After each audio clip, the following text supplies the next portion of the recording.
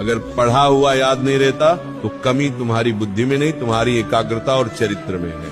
आज की वाणी से वह अग्नि निकलेगी जो तुम्हारे दिमाग के जालों को जलाकर राख कर देगी। अगर अपनी बुद्धि को लोहे से फौलाद बनाना है तो इस चर्चा को अंत तक पीना होगा। तुम रोते हो कि तुम भूल जाते हो, तुम परेशान हो कि परीक्षा सिर पर है और दिमाग खाली है। ये हार मान लेने का समय नहीं है। विद्या तो माँ सरस्वती का प्रसाद है और प्रसाद लेने के लिए हाथ नहीं, हृदय साफ होना चाहिए।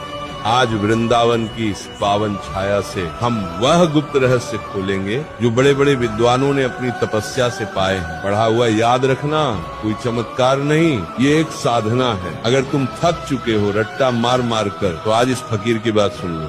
तुम्हारी बुद्धि का द्वार खुल जाएगा और ज्ञान तुम्हारे भीतर ठहरने लगेगा। तू कहता है कि याद नहीं रहता, मैं कहता हूँ तुझे सब याद रहता है। तुझे वो पिक्चर की कहानी याद है जो तूने 3 साल पहले देखी थी। तुझे वह गाली याद है जो किसी ने बचपन में दी थी। तुझे वह अपमान याद है जो किसी ने भीड़ में किया था।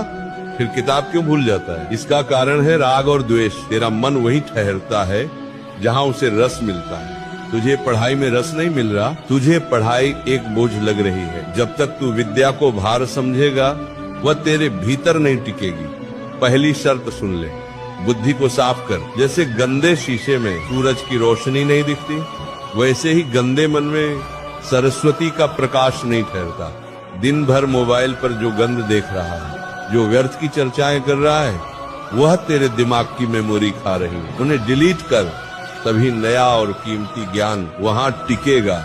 भगवान श्री कृष्ण गीता में कहा है, अभ्यासेन तु कौन्तेय, तू एक बार पढ़कर विद्वान बनना चाहता है, नहीं बनेगा। विद्या तपस्या मांगती है, मंथन कर। जैसे दूध को मथने से मक्खन निकलता है, वैसे ही पढ़ने के बाद किताब बंद कर और आंखें मूंद कर सोच कि तूने क्या पढ़ा। उसे मन ही मन दोहरा, लिख कर देख। जो हाथ से पन्ने पर उतर जाता है वह बुद्धि में छप जाता है। तेरा हाथ तेरी बुद्धि का साथी होना चाहिए।